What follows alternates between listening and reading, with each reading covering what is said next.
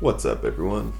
We have another deck breakdown for you. Another deck breakdown. This one is of the recent Milwaukee Regionals, the winning deck, which was a Bolt of all things. So that surprised a lot of people, because we've had, was it 3 or maybe even 4 Guardies in a row, just win. Then along comes this Bolt and just managed to take it out. So gonna have a quick look at it. I play a lot of Bolt, so I'm quite familiar with this. So I won't need to go over a full long breakdown of this. It's very stock standard to everything that's running around at the moment. So we got our 3 Bolts, 3 Teal Masks. We have dropped one. A lot of them normally run 4. What we dropped it for though was a Mew. And now I'm assuming this is just for unfair stamp sort of card draw situations, because there's lots of unfair stamp running around. There's lots of Ionos running around as well, and that's the biggest way to punish Bolt, really. Bolt has no trouble drawing cards, but if you get us down to 2 cards in hand, then all of a sudden we're pretty screwed. You need about 3 key cards to be able to activate Bolt. You need the Professor Seder. You need to have Noctowls, usually to go get Professor Seders, and you need to have energy. You need to have energy in the bin, or a way to get energy back from the bin. So Iono and Unfair Stamp are the biggest issues with this deck, because it doesn't really have a draw engine. Doesn't have a draw engine. The Noctowls are just go get the thing you need. They don't draw you any cards. Fez is the only thing, or apart from Raging Bolt's first attack, but if you're using that mid-game to late game, you're in trouble. But Fez is the only thing that really draws games outside of the turn 1 Squawk. So I think that's why we put the Mew in, just for a little bit more drawing cards. I haven't played with the Mew. I've played basically this deck, but without Mew a lot. So I'm keen to see how the Mew goes, see how it feels.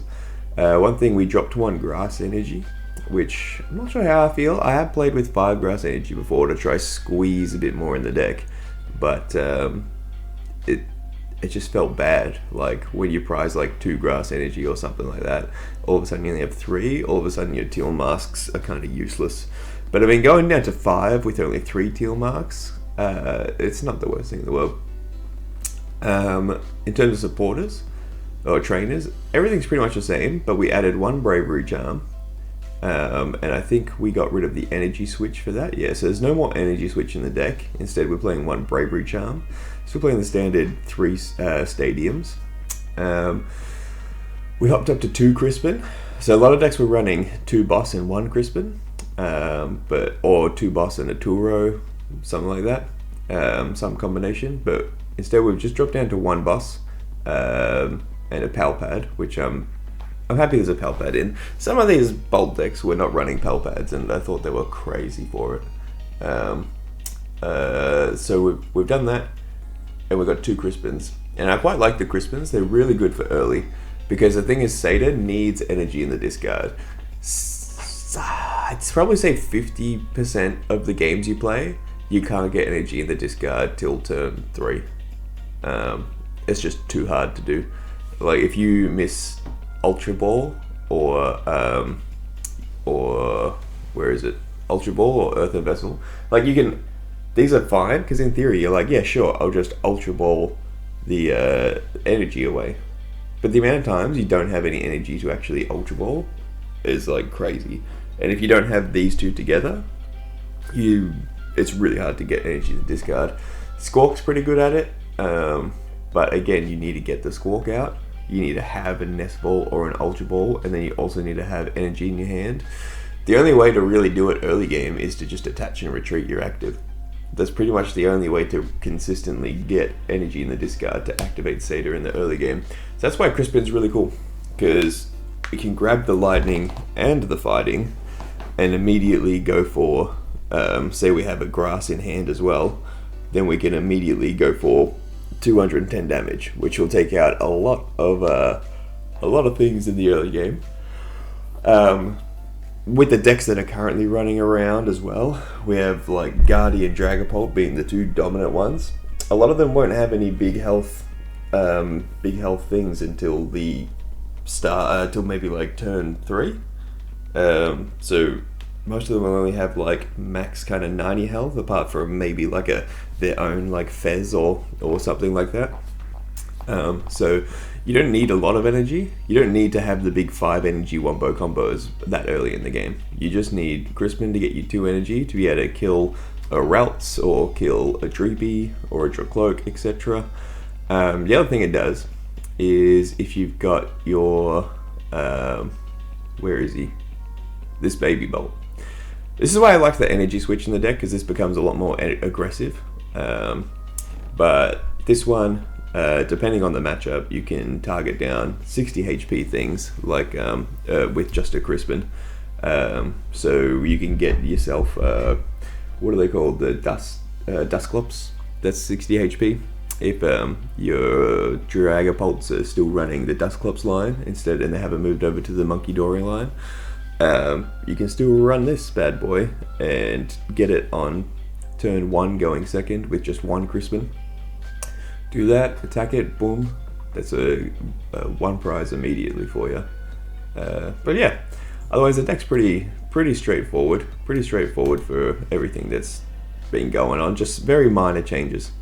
And he did pretty well. I want to have a look at the actual Milwaukee event. So I think actually on this you can see now. Nah, that's right. But yeah, so the top 8 was a massive mix, right? Massive mix. We had another Flareon Noctowl come up, which I really want to make a video on. I just haven't had time, sorry. So Flareon Noctowl had the Joltik box come up. We had 4 Dragapults, it's 2 and 2, so 2 Monkey Dories, 2 Dusclops. So the Dusclop's still holding up. 1 Guardy, and that's Brent's Guardy, doing a top 8 there. 9th place we had Zoroark, but yeah, so notably the Golden Go down here, I'm not sure if the Golden Go played into the bowl, but that's probably the strongest matchup against the bowl. This is a pretty good matchup, because if we go back into the list, we have Slitherwing here. So a lot of people were running Koraidon. I still like them both. I think it's depending on the matchup, but Slitherwing, the important thing versus the over the Koraidon is it'll burn your opponent, so it'll do 20 damage in between turns. Why that is so important now is because of this Pikachu right here. Where is he? So it's weak to fighting, so your Slitherwing will do 240, which should knock it out, right? But the Resolute Heart means that if it had full HP, it'll just stay alive on 10 HP. So you do that, it'll bop down to 10 HP, it'll then become burned. In between turns, it'll get knocked out. So that one card kind of dismantles this a little bit, this whole deck. As soon as they go to their backup plan of putting the Pikachu out to stall for a turn, just pop that down, put 2 fighting energy on it, and then boom, what can they do? Nothing about it. So it's pretty strong. You get your 2 prizes for the 1 prize, which is what we want. It still does the standard thing of doing killing the Fez for fine. Can kill Blood Moon Ursaluna as well, which is very popular. So it'll do 240 damage to it, and then the 20 in the burn, which will KO it as well because it's also weak. The Slitherwing's just pretty good. It's good for that, but sorry, the cat's back. Cat always comes in when I record. But yeah, Slitherwing, the main reason over the Koraidon is just for this, just to KO this, because the Koraidon has nowhere to KO it in between turns. Nothing your deck does really. Yeah, so that's pretty much it. Let's hop in and play a game. Alrighty, we are here playing Raging Bolt. We are indeed playing some Raging Bolt. With this deck, with the Noctowl, I have been going first a lot of the time, but I think it's fine to just go second now. Raging Bolt used to be super powerful going second, and I think it's still super powerful going second. Do we pop this in the front here? I think we still do. I don't know if we bench that. So what do I do second? I want to play Bolt. I'll probably judge. I'll probably try and get some stuff going. We'll see what they do and see what we're facing and see what they draw. It's a Teal Mask, so it's probably going to be a mirror matchup. We'll find out.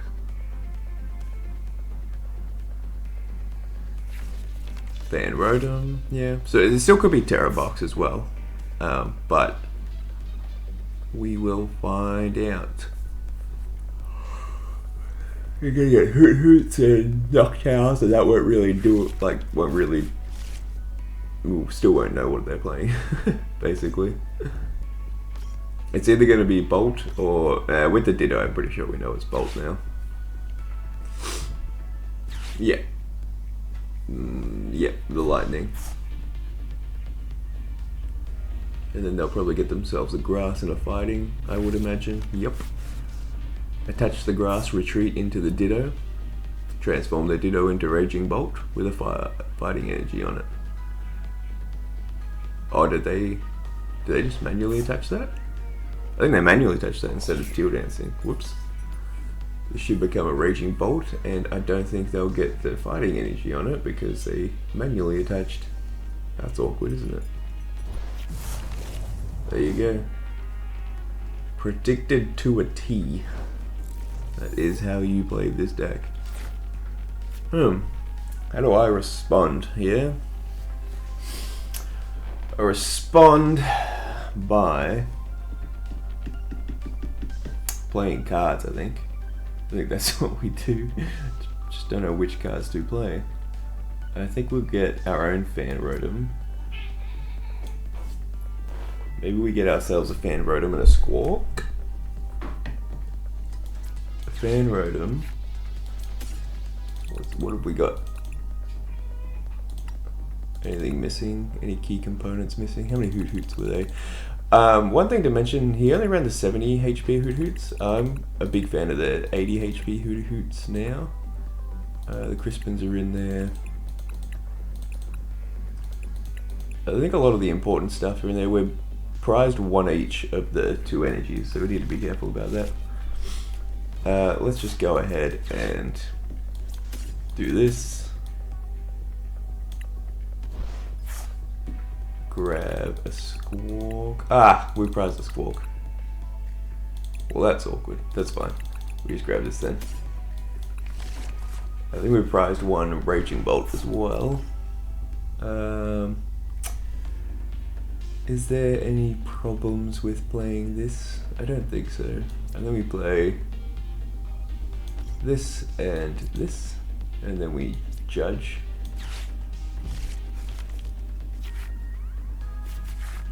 Okay, not the best. We could Ultra Ball. And what would we get off our Ultra Ball? That's the question. I think we Ultra Ball away these two. Grab this. So we're gonna get them off the Bez. So I think we grab. Oh no, we didn't prize one of them. What do we grab though? I think we grabbed the LaBella's. That should probably be fine. We do this spell pad. Pop them both back in. I actually really like the Mew. I actually think that I was hesitant about the Mew, but I think the Mew's sick. Boom. We got ourselves an energy at least. We also get our energy in the discard. Let's copy them. Pop that in the bin. Grab a Grass and a Fighting. Attach the Grass here. So we unfortunately can't do a turn one. Oh, we can kind of do a turn one attack. I will retreat into the fan rotom. I will fan call. Grab 2 and 1. Bench the 2 Hoot Hoots. And leave the rest of the bench. Hit this guy for 70. And that's how we play it. Try and force our opponent to... So our opponent, ideally, I have been in my own deck running Iron Bundle, because I think that's sick. But our opponent probably only has Boss and Prime Catcher to be able to get this out of the active. And if they're using this, it means they don't have Prime Catcher. And so, like, they've already used it, so they already said what I was going to explain. But what I was going to explain is basically they only have Boss and Prime Catcher. They had no energy on the field. They needed to Seder to be able to attack with this. If they didn't attack with this, or like if they didn't Seder, they just wouldn't attack. There's no energy on the board. So they had to either draw one of these and get lucky, which they're going to be able to do, and get a Prime Catcher. But even if you get a Prime Catcher, you're still not really going to... You'll be able to promote something else, but you're not really going to be able to attack anything, are you? He's going to have to get... I don't know what the rest of the hand is, but get like a Prime Catcher and Earthen Vessel or something. And then you could maybe Prime Catcher, yeah. I'm just curious about how he's going to switch back in, yeah? So Prime Catcher and Earthen Vessel will be able to get 3 energy on the board, and this will be able to attack for 210. But I'm not sure what he's switching back. He needs the Latias or something to be able to do Prime Catcher and then switch back. So, not sure what he's going to pull off. There's a Nest Ball. Alright, so he was looking for that. So he should get the Latias here. Ah, okay. Well, was there just no Latias, and maybe Latias is in the prizes? This is our opportunity, maybe? Because like I said, I'm still curious as to how he'll switch back. Because he can do this. Well, you know, our opponent can do this, but I don't know how they're coming back to get the bolts in the attack with 3 energy. Latias was the way to do it. Unless they get lucky and the Fez kicks them up, you know? So now they just swapped the stakes, basically. Which is fine, because I'm just going to retreat and do that. Jamming Tower, huh? Alright, fine, fair enough. Getting rid of that. What do I got to get rid of? I got to get rid of 2. I don't think this one's necessary at all in this matchup. And the fan can go. I think that's fine. What's my hand? Yeah, because I got the Noctowl. I think it's perfectly fine to get rid of the fan. Put energy in the bin. Noctowl in hand. I can get my own Prime Catcher. And my own... What do you call it? So... If I Seder... I only get 1. So what do? I want to get my own Prime Catcher and my own Seder, basically, is what I want to get. So I want to evolve this. Evolve this. Maybe I get a Prime Catcher and an Ultra Ball. I think that's what I do. Because then we can activate the Mew. I think I get Prime Catcher and Ultra Ball. Then I Ultra Ball away these 2. For a Noctowl. Oh no, I can't get the Mew off this. My bad. But we can go and get Seder and Earthen Vessel off this. I was hoping I'll be able to activate the Mew, but I kind of forgot that the Ultra Ball gives me another card and there's no interaction in that step. So we'll do this. We will prime catcher this bad boy. Let's go ahead and do this one. Grab this and this. I'm pretty sure I have both in the bin. Yeah, I got both in the bin. Always make sure. Always make sure. Earthen vessel. Area 0. I think we do play this, and then I think we play attach here, and then we Mew. Oof, I really like this Mew. I can see why this deck won. Let's Seder. Let's Nest Ball to get a Slitherwing. And hopefully next turn we'll be able to take out the Fez with it. Then we'll Seder. Or yeah, a bit awkward that we need that fighting. We'll just put a grass on here because it's going to get discarded. Doesn't really matter. We have our own Fez, but he hasn't taken any prizes. We're pretty set up for next turn.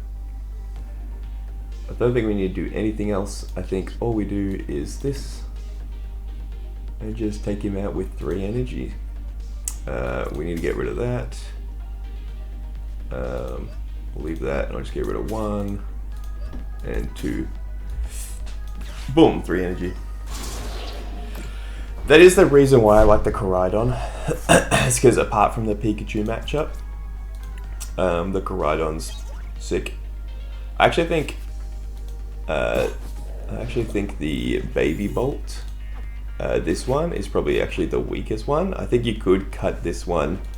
It's just very slow. I think you could cut that one for a Koraidon and run a Koraidon and a Slitherwing in the current meta and do really well. I am going to the Melbourne Regionals this weekend. I'm very excited. I'm not like the best player in the world, so I don't think I'll do well. My goal is to get into day 2.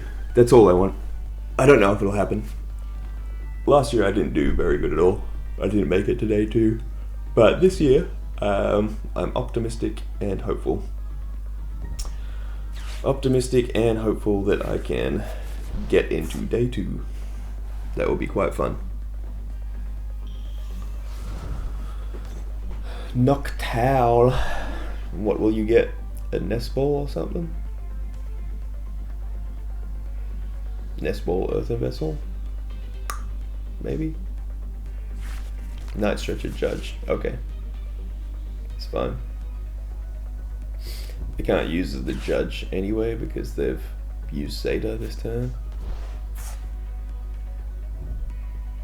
Oh, they had a Bolt in hand. Must have got that off the Seder.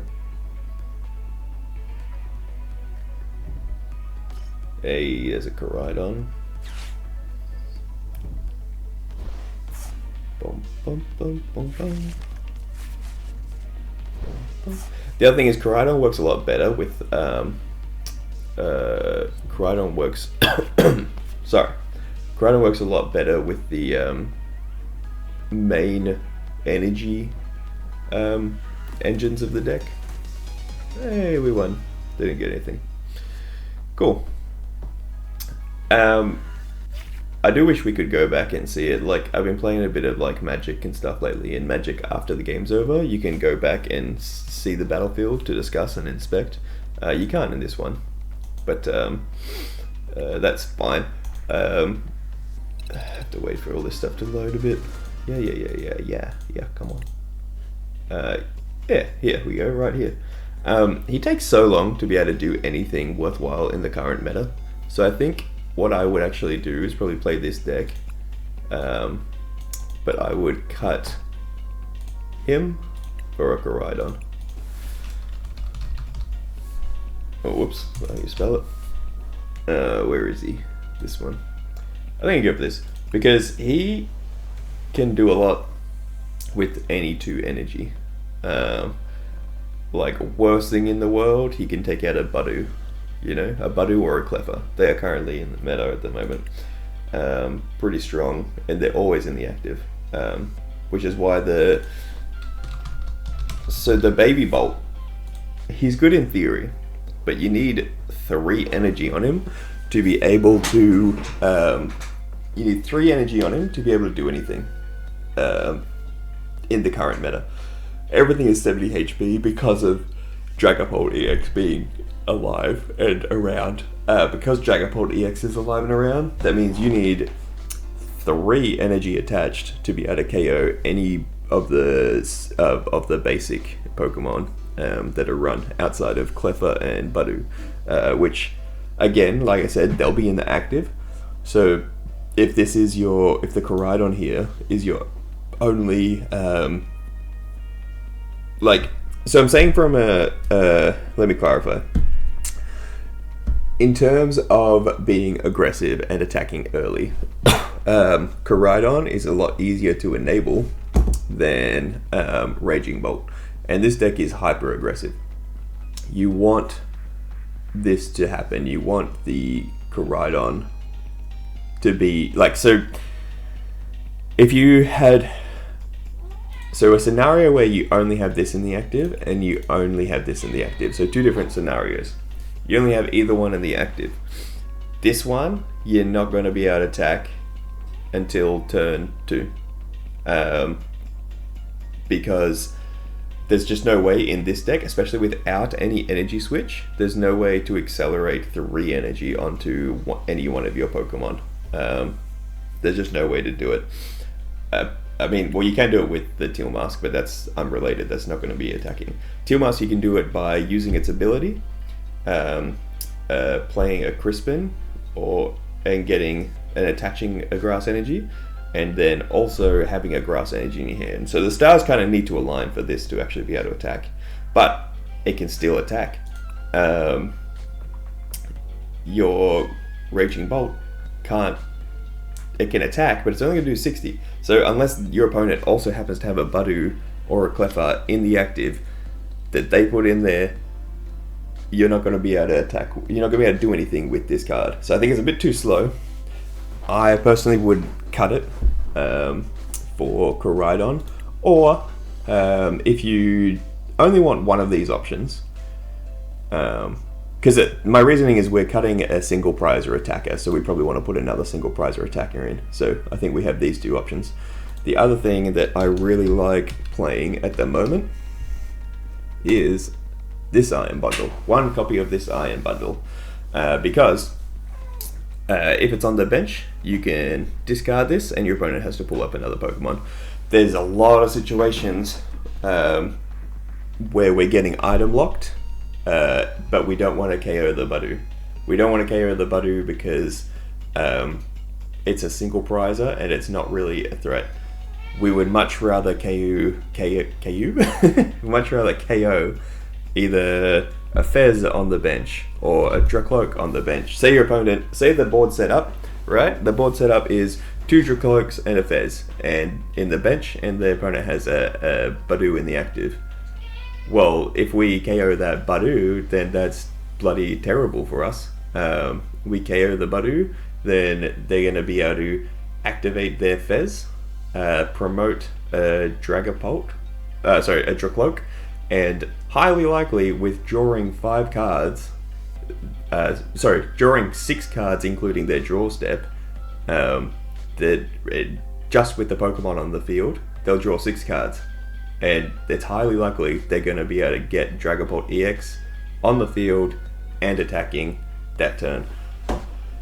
If you have this, you can just, boom, discard it. It's not an item, so it doesn't matter. Boom, discard it, pull something else up, start attacking things that are actually good to attack. Budew is good to attack, but not always. Example, that scenario. So I am loving this. Still running, so mine, I run 2 Boss, 1 Crispin. I run 2 Boss, 1 Crispin, Prime Catcher, and the Iron Bundle. Just because it's just hyper aggressive, my deck, right? My deck is hyper aggressive. I want to KO whatever they have. Most meta decks at the moment are running are trying to protect their bench. They're in the early game. They're never having their attackers in the active spot early because they're all stage 2s or stage 1s. Like, we'll go back, yeah. We'll go back. So, stage 2 deck. Alright, this is basic, but it's a bit different. They often can't attack in the first turn anyway. So they're often promoting the Joltik first, trying to get that first, and then having something come in later to attack. So it's the same thing. They're not attacking aggressively. Stage 2, stage 1, stage 2, stage 2, stage 1, stage 2, stage 2, stage 1, stage 1. Like Roaring Moon. So again, Roaring Moon's probably the only one that can attack as aggressively, but probably not these ones if they're only running one Roaring Moon. Let's have a look. Yeah, never mind. They probably aren't going to be able to do anything to you of significant damage in the early games. So I think running the 1 Iron Bundle is the way to go. Another thing you can do as well, be even cheekier, is run Artisan. You can run Artisan with this, and so you could slap it in here because I like the idea of having the area zeros and the jamming tower. But sometimes you want to get rid of your area zero so you can pick up your Noctowls and put them in the bin and then get them back with Night Stretches. You can't always do that, so one extra stadium helps a lot, I find. Artisan enables things like getting these onto the board early, getting the Hoot Hoot or the Fan Rotom onto the board if you can't get it, Ditto onto the board. I think Artisan just helps with a lot of synergy.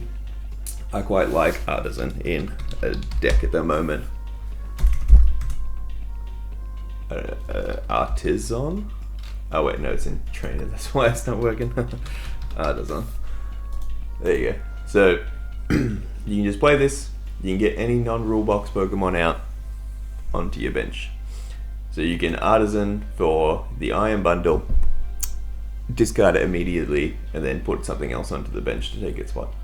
You can Artisan for Hoot Hoot, Fan Rotom, Koraidon, Slitherwing, and Ditto. I think they're all, and Iron Bundle. I think they're all super good options. I think Artisan's pretty good in the deck. I've even considered dropping down to 2 Raging Bolt and trying to lead with these as my attackers, because they do quite a lot of damage and they're quite good in the matchup, but I'm not sure yet. Anyway, that's it. I'm playing in Melbourne this weekend, Melbourne Regionals. I'm really hoping to get into day 2. If I get into day 2, I'll be quite happy. We'll see how we go. Alrighty, thanks for tuning in, and I will see you next time. Bye bye.